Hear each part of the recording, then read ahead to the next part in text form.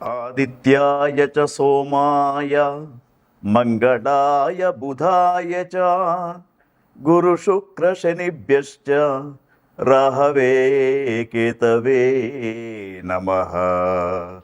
రాహవే కేతవే నమః. దదిశంకతుషారాభం క్షీరోదార్ణవశోభితం. శ్రీ గురుభ్యో నమః. శ్రీమాత్రే నమః. చూస్తున్నటువంటి ప్రేక్షకులకు విశేషమైనటువంటి కార్యక్రమానికి మీ అందరికీ స్వాగతం తెలియజేస్తూ, విశ్వావసునామ సంవత్సరంలో రాబోతున్నటువంటి మొట్టమొదటి గ్రహణం చంద్రగ్రహణం. మనకు ఈ యొక్క చంద్రగ్రహణం ఏ విధంగా ఉండబోతూ ఉంది, చంద్రగ్రహణాని తర్వాత మరి ఏ ఏ రాశులకు శుభకరంగా ఉంటుంది అనే విషయాలన్నీ కూడా, గ్రహణాన్ని ఏ విధమైనటువంటి నియమాలతో పాటించాలి అనే విషయాలను తెలుసుకుందాం. విశ్వావసునామ సంవత్సరంలో భాద్రపద శుక్ల పౌర్ణమి రోజున, అంటే తేదీ 7/9/2025 ఆదివారం రోజున రాత్రి శతభిష నక్షత్ర మేషలగ్న సోమోపరోగా పింగళవర్ణ దక్షిణ శరము నైరుతి స్పర్శ ఆగ్నేయ మోక్షం రాహుగ్రస్త సంపూర్ణ చంద్రగ్రహణము ధృతియోగము మరి కలుగుతూ ఉన్నది. ఈ యొక్క చంద్రగ్రహణం అనేది మనకు భారతదేశంలో సంపూర్ణంగా కనబడుతూ ఉంటుంది. భారతదేశంతో పాటు ఇతర దేశాలలో కూడా కొన్ని ప్రాంతాలలో ఈ యొక్క చంద్రగ్రహణాన్ని చూడడానికి అవకాశం ఉంటుంది. అయితే గ్రహాలలో అన్నిటికంటే షోడశ కళానిధి అయినటువంటి చంద్రగ్రహణము భారతదేశంలో ఈ సంవత్సరం 2 గ్రహణాలు మనకు కనిపించే గ్రహణాలలో మొదటి గ్రహణం అయినటువంటి ఈ యొక్క భాద్రపద శుక్ల పౌర్ణమి రోజున కనిపించే గ్రహణాన్ని ఏ విధంగా పాటించాలి, దాని యొక్క నియమాల గురించి తెలుసుకుందాం. మరి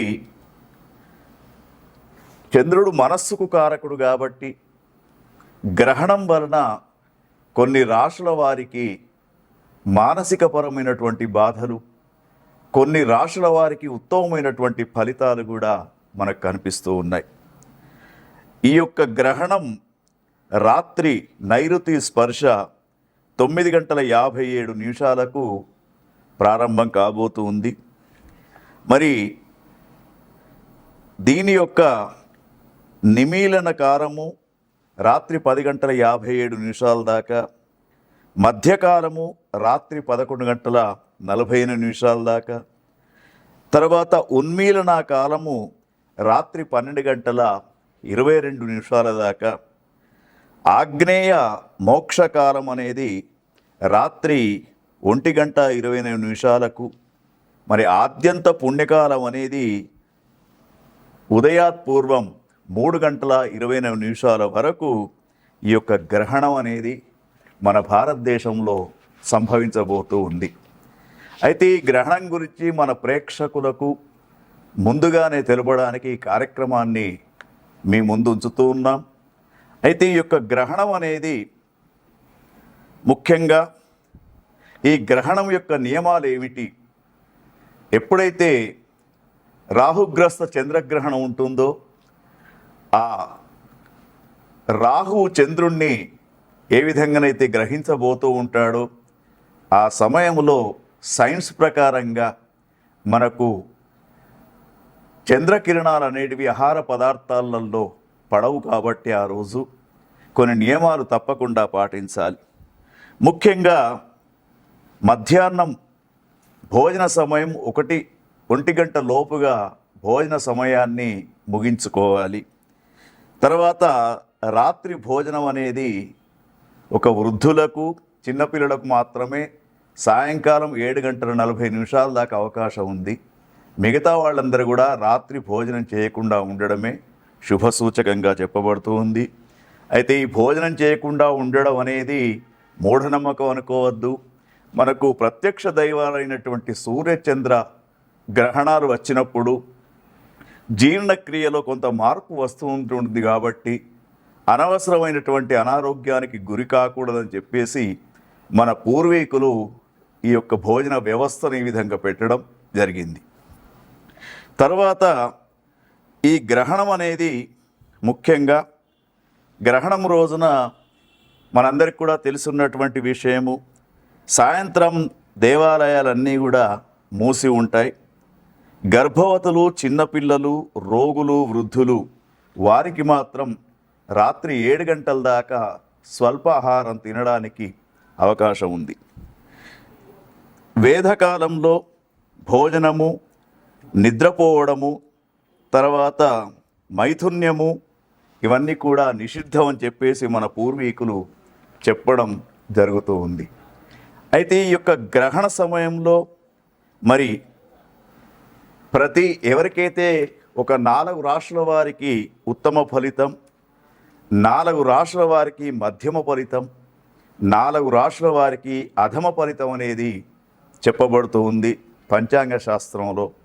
మరి యొక్క 4 రాశులలో ఉన్నటువంటి వారందరికీ కూడా ఒక సూచన ఏమిటంటే, అధమ ఫలితాలు ఉన్నటువంటి వారు తప్పకుండా గ్రహణ మోక్షకాలం తరువాత వారంతా కూడా వీలైనంత వరకు నదీ స్నానం చేయడం శ్రేయస్కరంగా చెప్పబడుతూ ఉంది. అదేవిధంగా ఈ గ్రహణము ఏ నక్షత్రాలు ఏ రాశులపైన సంభవిస్తూ ఉన్నాయో వాళ్ళు తెల్లవారి లయకారుడైనటువంటి శివునికి అభిషేకం చేసుకోవడం, తర్వాత ముఖ్యంగా దానితో పాటు ఇంకా కొన్ని చంద్రగ్రహణం అనేది మరి మానసికపరమైనటువంటి ఒత్తిడులకు గురి చేస్తూ ఉంటుంది కాబట్టి వారంతా కూడా గ్రహణ ప్రారంభ సమయంలో స్నానం చేయాలి.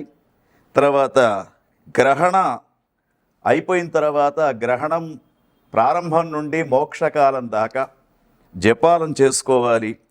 మోక్షకాలం అయిపోయిన తర్వాత తప్పకుండా నదీ స్నానం చేయడము, తర్వాత దానికి సంబంధించినటువంటి గ్రహణానికి సంబంధించినటువంటి సంకల్పాన్ని వేద పండితుల చేత నదీ ప్రాంతంలో చేయించుకోవడం, దానితో పాటు వీలైనంత వరకు మరి దాన ప్రక్రియ కూడా చెయ్యాలి.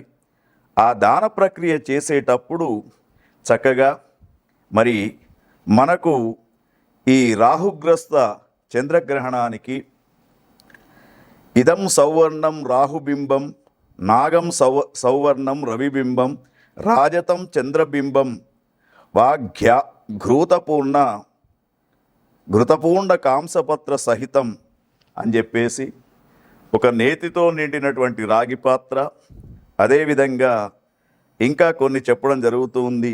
నాగ ప్రతిమ, తర్వాత చంద్ర ప్రతిమను కూడా ఒక వేద పండితుడికి దానం చేస్తూ ఈ గ్రహణము మానసికపరమైనటువంటి బాధలు రాకుండా చూడమని చెప్పేసి ఆ యొక్క భగవంతునికి నమస్కారం చేస్తూ, తమోమయ మహాభీమ సోమ సూర్య విమర్దన హేమతార ప్రధానేన మమ శాంతి ప్రదోభవ అని చెప్పేసి మమ శాంతి ప్రదోభవ అని చెప్పేసి విధంతుద నమస్తుభ్యం సిమ్మికానంద ఆచ్యుత దానే నానేన నాగస్య రక్షమాం వేదజాం భయాత్ అని చెప్పేసి మరి యొక్క గ్రహణం వల్ల ఎటువంటి బాధలు రాకుండా ఉండడానికి ఈ దాన ప్రక్రియ అనేది చెయ్యాలి. వీలైనంత వరకు పితృతర్పణాలు అందించడం, నదీ స్నానం చేయడం, దాన ప్రక్రియ చేయడం అనేది ఈ మన ప్రేక్షకులకందరికీ కూడా చెప్పినటువంటి సూచన. ఇంకా మీకు ఈ గ్రహణం గురించి కానివ్వండి, మీ రాశులలో చంద్రుని యొక్క అంశ గురించి కానీ తెలుసుకోవాలంటే కింద కనబడుతున్నటువంటి నెంబరుకు ఫోను చేసి వ్యక్తిగతంగా కూడా మీరు సంప్రదించవచ్చు. గ్రహణానికి సంబంధించినటువంటి మరి మోక్షకాలం తర్వాత ఎటువంటి వాటికి పరిష్కారం చేసుకోవాలనే సూచనలు కూడా మీకు అందించబడతాయి. ఓం తత్సత్. చూస్తున్నటువంటి ప్రేక్షకులకు స్వాగతం.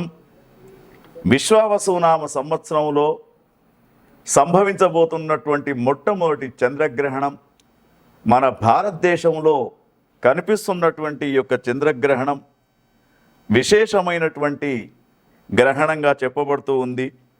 మరి ఈ యొక్క చంద్రగ్రహణం అంటేనే చంద్రమా మనసో జాతః అని చెప్పేసి వేద ప్రమాణం. చంద్రుడు బాగా ఉంటేనే మానసికపరమైనటువంటి ఆలోచన విధానం బాగా ఉంటుంది. మరి వృశ్చిక రాశి వారికి ఈ చంద్రగ్రహణం ఎటువంటి అనుకూల్యత ఉండబోతూ ఉంటుంది అనే విషయాన్ని గమనించినప్పుడు, వృశ్చిక రాశి వారికి ప్రస్తుతం గ్రహస్థితి గురువు అష్టమ స్థానంలో, పంచమ స్థానంలో శని భగవానుడు, చతుర్థ స్థానంలో రాహువు, దశమ స్థానంలో కేతువు సంచరిస్తూ ఉన్నాడు. మరి వీరికి 4వ స్థానంలో ఇప్పుడు ఆ రోజు ఉన్నటువంటి గ్రహస్థితిని చూసినప్పుడు చంద్రుని యొక్క స్థానం కనబడుతూ ఉంది. 4వ స్థానం అనేది వృశ్చిక రాశి వారికి ముఖ్యంగా అధమమైనటువంటి ఫలితాలు ఈ యొక్క చంద్రగ్రహణం ద్వారా కొంత బాధాకరమైనటువంటి ఫలితాలే మీకు వచ్చే సూచనలు కనబడుతూ ఉన్నాయి. మరి వృశ్చిక రాశి వారు ఈ గ్రహణం రోజున తప్పకుండా వారు కొన్ని నియమాలను పాటిస్తూ ఏ స్త్రీ సౌఖ్యాన్ని అయితే కోరుకుంటూ ఉన్నారో అది లభించకపోవడం, తర్వాత పట్టుదలతోటి కార్యక్రమం చేద్దామన్న ముందుకు రాకపోవడం, సమాజంలో ఆదరాభిమానాలు తక్కువ కావడం, అదేవిధంగా అనవసరమైనటువంటి ప్రయాణాలు చేయడం, ఎవరైతే మీకు లాభం చేస్తారనుకుంటున్నారో ఆ వ్యక్తులను నష్టం చేయడం అనేది ఈ యొక్క చంద్రగ్రహణ ఫలితంగా చెప్పవచ్చు.